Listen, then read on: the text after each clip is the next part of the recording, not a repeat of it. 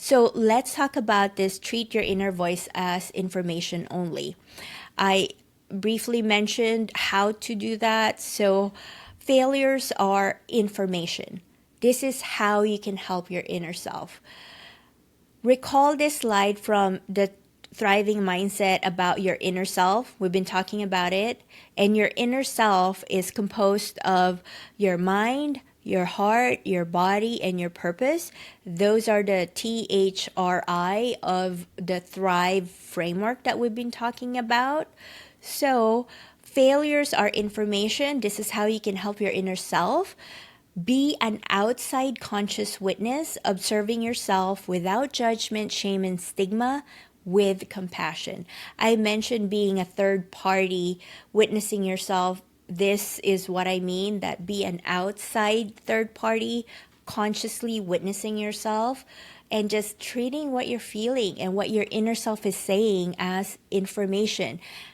Even though we're trying to regulate our emotions, I will ask you to take yourself out of that so that you don't feel the emotion and just say, what is happening here? If I was watching myself as another person, what is happening to me? Think about that information as a transformation data. What I mean is, mistakes and challenges provide useful data for transformation, not dangers to avoid. That's why I picked this picture right here, is because these are data. Think of this as your mistakes, challenges, and your emotions. These are data that you can look at and read to help you find the transformation you want. That's why we were doing that emotions word bank where we're tracking, because what you track there will be your data, the information that you need. Because most of the time we're trying to avoid the danger. That's why we don't want to listen, or that's why we're trying to suppress our emotions, because we're trying to avoid it. I don't want to be in this situation, so I'm never going to face it. But then we miss the data. We miss why we got triggered, how we can better ourselves, how we can transform ourselves to thrive instead of surviving. Also, failures are our mirror. Difficulties reflect your inner self and offer opportunities for growth. That example I gave you, how your difficulty with your finances is a reflection of your inner self, a reflection that you value financial stability, and that's good, and that it offers you opportunity for growth.